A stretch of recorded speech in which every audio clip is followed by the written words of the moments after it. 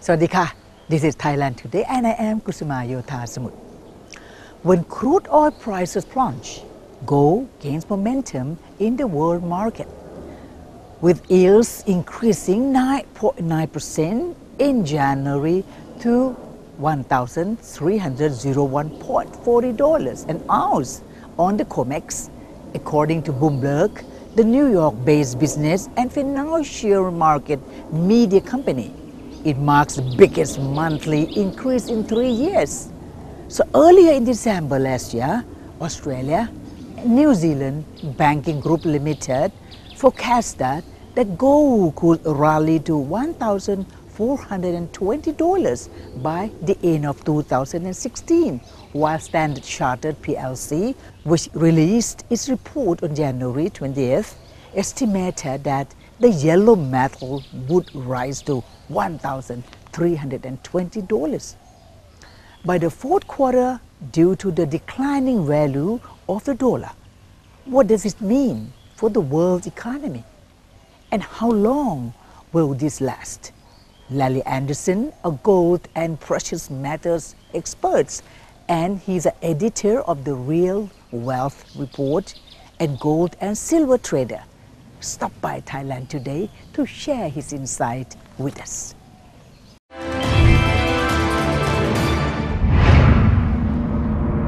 Billions of years ago, the Earth passed through an exploding star and was showered in molten gold.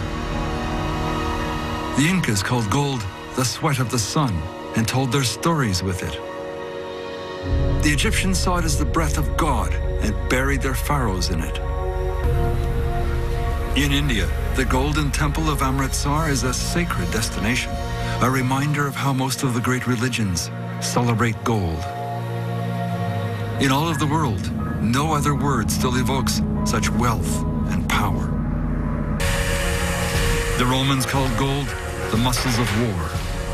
With gold, a triumphant Napoleon gilded Paris. There's not a lot of it. All the gold ever found would only create a cube 70 feet by 70. Even melted down, it's just enough to fill 3 Olympic swimming pools. Yet gold's magic continues to keep us in its thrall. Please welcome Kun Larry Anderson, a gold and precious metals expert, and he's the editor of a Real Wealth Report and gold and silver trader. So I should thank you very much. Sawadika. Sawadika. Thank you for the opening opportunity for me to visit you. So I would like to know, first of all, that, well, in your life, dealing with gold and silver all the time? For almost 40 years now, yes. Yeah. Yes. Started in 1978 in New York, in the gold exchange in New York. Wow. And I was naturally attracted to gold because I was really a historian in college, studying the monetary system of different cultures and economic history. And gold has played such a central role in monetary systems for thousands of years that I was naturally drawn right into the gold market. But you talk about the United States, and now you're in Thailand. So what brings you here in Thailand? Well, long story, but I'll make it short. Back in 1998, 1999, I knew that the U.S. economy and the European economy had reached a peak, and that Asia was just starting to grow. So, being the type of person that I am, I decided I had to be in Asia to see what was happening. So I started traveling all over Asia, from all over Southeast Asia through China, etc. And I often made Thailand my base because I was also very interested in the Thai economy. Wow. And make a long story short again, I fell in love with Thailand. I fell in love with the Thai people, and also its location being so central in Asia. Allowed me to continue to travel throughout Asia. And I just stayed here because the rise of Asia is really just getting started. Yeah, for such a good sign that you give us to us. So what is your most favorite you are here in Thailand? I'm sorry, the most? Favorite things that you do? Oh, in Thailand? Well, I love going out to eat with my wife. We frequent many different restaurants. We enjoy traveling in Thailand. We go to Hua Hin quite often. We do a lot of sightseeing in Thailand. We enjoy the opera and cultural events when they come to town. And I mostly just love hanging out with Thai people. What a jealous life you have, actually supposed to be. So what kind of food do you like? Thai food? I like Thai food. I like all Asian food. I really enjoy Thai food. Thai food I find very, very healthy. I'm diabetic, and since I moved to Thailand, my diabetes has improved dramatically because I eat more vegetables and eat healthier in general. So I really do enjoy Thai food. No, I pet sometimes, but and I like all Asian food. And we do travel. My wife and I travel a lot in business, and my wife and I get to travel a lot throughout Southeast Asia. So we enjoy all Asian cuisine. Yeah. So what kind of sports you normally? Well, I haven't had much time lately, but my favorite sport is tennis. I played quite a bit of tennis in my younger days, all the way through until about 10 years ago. And I have a son back in the United States who was a very good tennis player. And I try to play whenever I get a chance. Wow. You know, to us, especially me, getting into financial and trading is something so hard. So how did you get into it again? Well, I went to Columbia University in New York, and I studied cultural economics. So I had an inclination. I was already interested in how economies worked. I was going to be a professor of cultural economics. That was what I really wanted to do. But when I was younger, at the time, I realized there was really no money in becoming a professor. And I was young, and I was broke, so I went down to Wall Street looking for a job. At first, no one would hire me. A degree in cultural economics, they wanted people with MBAs, business degrees, accounting degrees. I became very lucky, and a young company hired me, and I immediately fell in love with the financial markets because an economy centers around its markets, and its markets will tell you how, like a heartbeat of a patient, the markets will tell you how the economy is doing. So it all came together for me, and just stayed in it. It's a big loss to universities. Well, now in my older years, I do try to teach and impart some of the wisdom I've accumulated over 38 years in the markets. It's my way of giving back. In fact, we have a forum coming up in June of 2015 of this year on ASEAN and AEC that I'm putting together with some colleagues because I do believe that Thailand and Southeast Asia have a phenomenal opportunity coming up with the beginning of ASEAN and AEC officially launching at the end of this year. And with all that's happening in the West, meaning Europe and the United States, it's important that the ASEAN members realize the opportunity that they have and learn from the mistakes that have been made in Europe and the United States. So we're putting together a forum in June of this year about ASEAN, but it's going to be very, very different from some of the other ASEAN conferences which talk in very political and diplomatic and legalese type of language about ASEAN. We're going to bring it to the people. What does it actually mean for the small business person? So let's say a business person has a thriving hair salon business and wants to open in Kuala Lumpur or Singapore. They'll now be able to do it, but how do they do it? Yes. And what does ASEAN mean for you? So we're going to be talking to the people, which is something that I think is sorely missing. And we'll bring that as well as investment opportunities to the conference. Wait. And then how, supposing, okay, there are ASEAN countries want to hear about it, so they invite you to give them, what is actually your work? We're inviting key politicians, key successful business people who have experience franchising, for example, to let the people know, especially of Thailand, because Thailand is the chairperson of ASEAN for 2015 and AEC, to let the Thai people know, close the gap between what's happening up here, if you will, with lawyers and politicians and everybody about ASEAN and AEC, but nobody's talking to the people down here. So we want to close that gap. I see. And we're having some universities sponsor us, some big Thai corporations sponsor us. It's a good idea. It's a good idea. We need to talk to the people, because it's the people that make ASEAN and AEC successful. It won't be the lawyers, the diplomats, the politicians. They're putting the infrastructure in place, but it's the people that need to make it work. And so they bring your suggestion, your speech. How do they utilize it? Well, we will have booths at the seminar and at the event. It's a 2-day event. We're going to have booths with companies sponsoring opportunities, showing people opportunities, resources available for them to take advantage of the new labor situation in ASEAN, where you'll be able to work in other countries, free flow of capital, tax issues, so on and so forth, that people need to be aware of for their small businesses. We already touched ASEAN now, so let's go on with the ASEAN thing.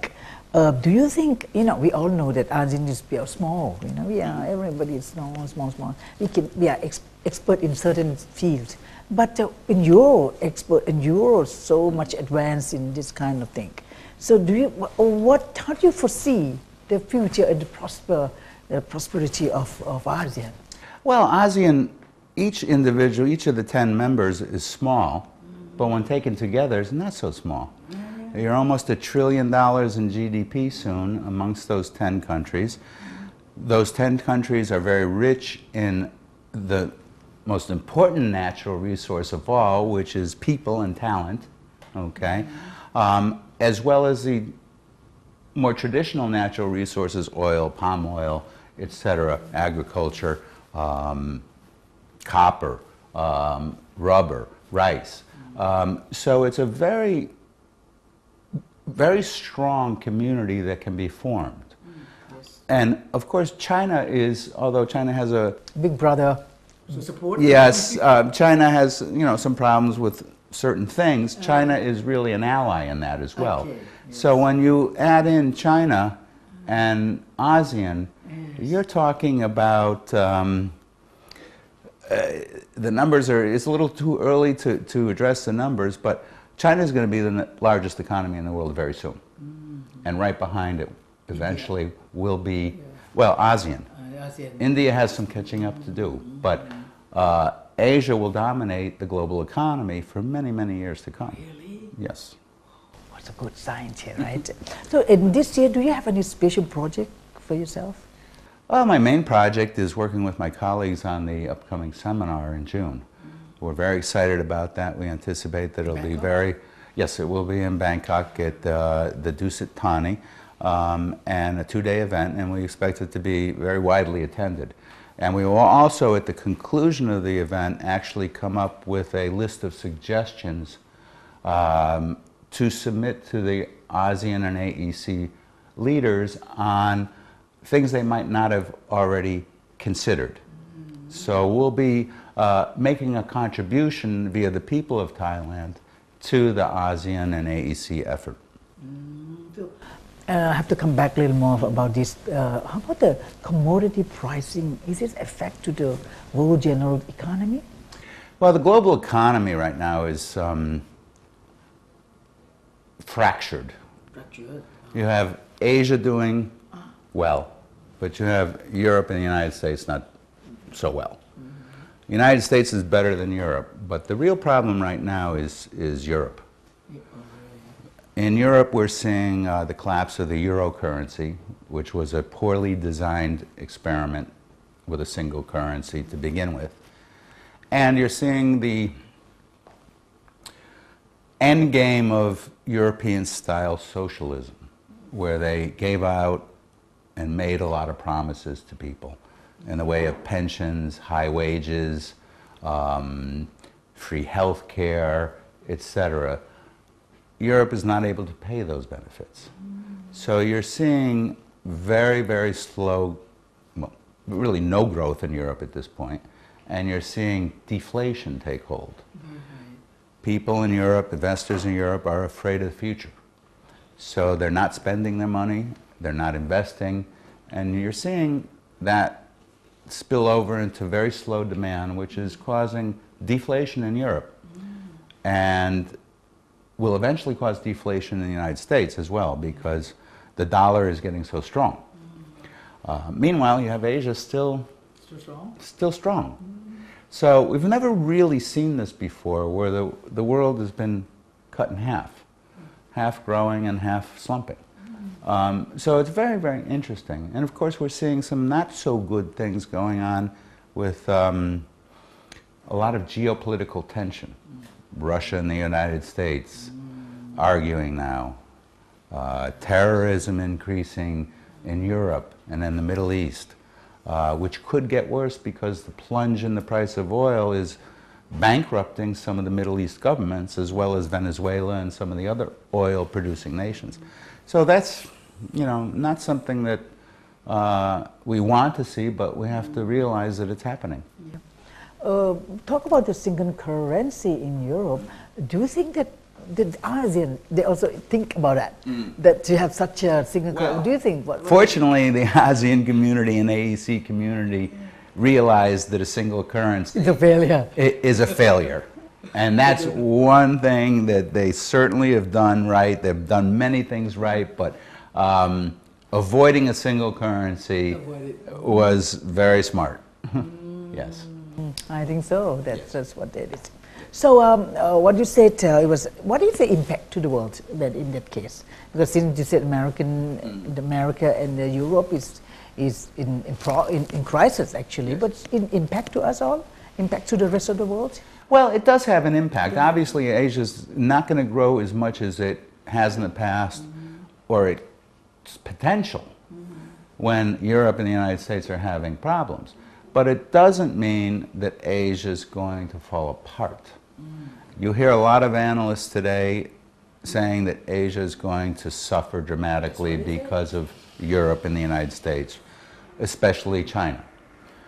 I don't agree with that scenario, because I live in Asia, okay? And most of the analysts that say Asia is going to suffer never even have visited Asia. So they really don't know what's going on. The fact of the matter is 40% of the world's population is Asian.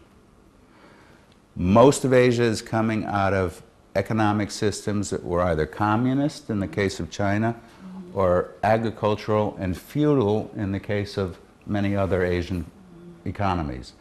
They're just learning to be free entrepreneurs. And that demand is going to keep Asian economies going for a long, long time. And I don't see any train wreck, if you will, in the Asian economies. There'll naturally be cycles of higher growth, slower growth, higher growth, but no major catastrophes on the horizon. In having other plus like India, Australia, New Zealand, and Russia, doing any good to Thailand? To the ASEAN, actually? Well, what we're seeing in terms of capital flows by investors and businesses is a lot of capital from Europe is going to the United States, but a lot is also going to Asia. Same with Russia.